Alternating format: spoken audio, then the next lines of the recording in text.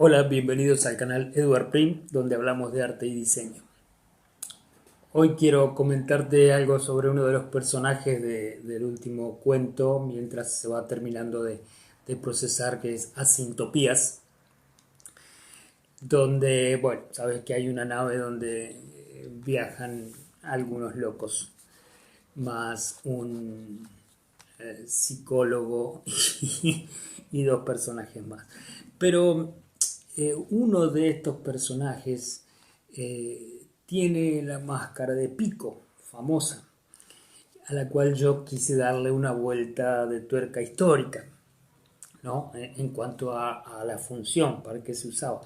Este protagonista de mi historia utiliza esa máscara porque ahí le pone algunas hierbas alucinógenas. Entonces cuando la gente está un poco triste, medio depre, entonces él los provee de la máscara y le genera esa magia donde con la simple respiración les hace cambiar el ánimo.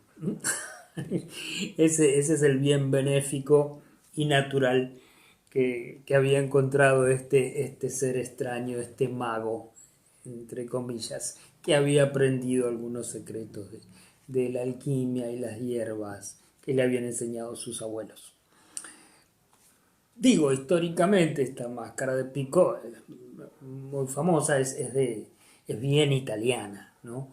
Porque surge allá en la peste negra de, nace en realidad primero en Génova, ahí es donde estalla en lo que es Europa, porque también se dio en Asia y fue tremenda, te estoy hablando del siglo XIII, donde mató a millones de personas. Se calcula que en ese momento de los habitantes de Europa eran entre un 30 y un 50%, llegó a ser. ¿Sí? Y se habían instalado, y aquí es donde empecé a hacer la relación de mi historia que se desarrolla en el medio del mar, a la deriva, porque se instalaron dos islas, esto fue real, ¿sí? El Lazaretto Vecchio y Lazaretto Nuevo. Eran como dos lugares para aislar a los contagiados de esta peste, realmente. Eh, la máscara era esta, mira, acá tengo una maqueta de aquellos, estos eran los médicos. A ver, usaban todo un traje cubierto para que no tenga exposición el cuerpo, porque en aquella época se creía que se contagiaban por el aire contaminado con estos factores de contagio. No te olvides que en aquel tiempo estaba todavía la teoría de los humores, que después fue reemplazada por las teorías microbianas, ¿sí? Donde decía que el cuerpo tenía que ver con determinados humores que estaban relacionados, por ejemplo, con lo seco y húmedo, cálido y frío. Teoría de la Edad Media. Durero practicó un poco eso, era este, ferviente seguidor de esas teorías, incluso tiene varios dibujos y grabados que refieren a esto, Alberto Durero. Entonces, claro, esos fluidos, en contacto con los fluidos de la sangre, ¿sí? La sangre humana, se creía que esparcidos por el aire, otra persona, una persona sana, tomaba contacto a través de los poros, a través de la piel, con esos gases que se despedían, entonces ahí se producía el contagio.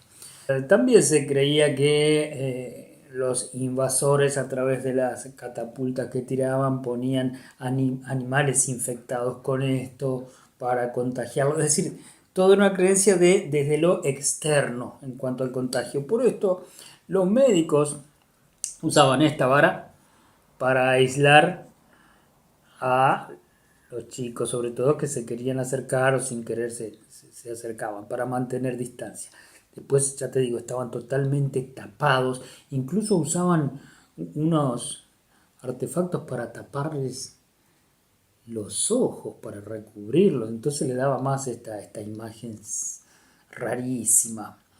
Y como se creía que venía del aire que caía, usaban así sombreros con ala ancha. Y este pico largo tenía una justificación, según las creencias de ellos. Tenía orificios en la punta. Entonces se creía que el aire contaminado con estos generadores de enfermedades de la peste negra entraba por esos orificios, pasaba por todas esas hierbas que le ponían acá, que eran hierbas medicinales, nunca faltaba el incienso, por ejemplo, entre otras, y esas hierbas iban a matar a esos fluidos que ingresaban por ahí. Entonces en ese trayecto después la persona respiraba ya el aire sano, digamos, porque actuaban acá en el medio las medicinas, las hierbas medicinales. Se le llamó peste negra por las hemorragias internas que se producían a través de esas inflamaciones que se llaman bubos, ¿sí? que se producen generalmente en las axilas, en la zona del cuello y en los genitales. De ahí que también se le llama peste bubónica. Y eran muy dolorosos esas protuberancias que se hacían. Bueno, de la teoría de los humores, después esa ya quedó descartada porque ese miasma, que así se llamaba, ese fluido que supuestamente se esparcía por el aire, ya te digo, fue reemplazada por otras teorías como la microbiana, que es más actual. El tema es que quedó como un clásico esta máscara y si ha sido el carnaval de Venecia, es muy común verlo. En Venecia últimamente compite con la de V, el de V de Venganza, de verdad, el de la película.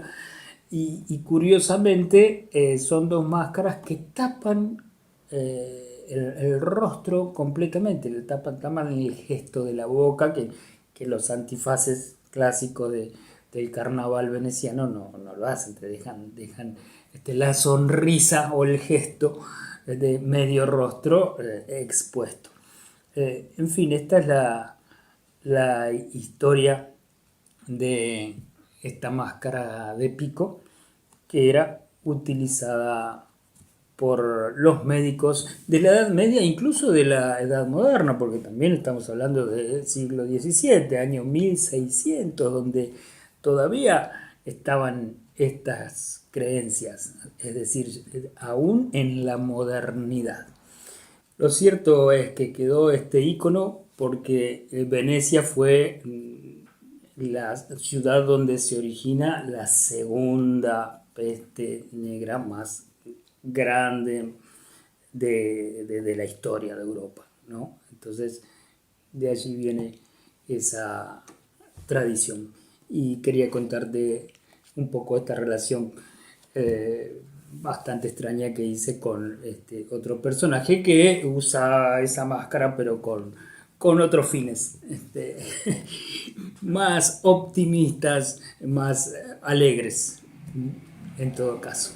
En fin, todo se creía que venía de afuera, que venía del aire, del ambiente. Por eso, cuando empiezan a tratar de combatirse desde los gobiernos, desde los estados, ahí en el siglo XVII, se empezaba por tratar de sanear el medio ambiente, pero no se preocupaban directamente por la salud de la población, porque como lo relacionaban con los fluidos, eso estaba emparentado con los barrios pobres, con la gente de pocos recursos, para lo cual la élite gobernante no se ocupaba mucho. Bueno, acá también, cuando fue la fiebre amarilla, que las clases altas vacían San Telmo, La Boca y el sur de la ciudad de Buenos Aires y se mudan a la zona norte.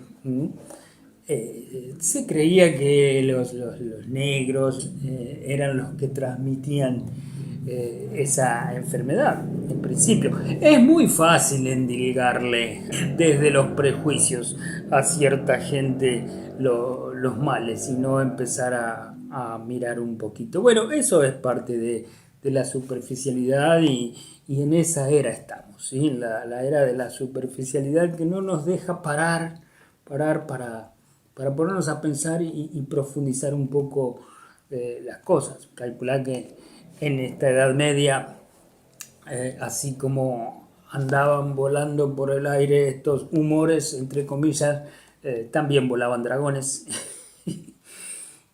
Y bueno, hoy en día pasan un montón de cosas por el lado nuestro, pero tampoco las vemos. Pero eso es por otra cosa, es por la velocidad en que se vive, ¿no? Tan rápido pasan las cosas que quizás nos detenemos en las superficialidades y las cosas importantes las dejamos pasar sin siquiera registrarlas.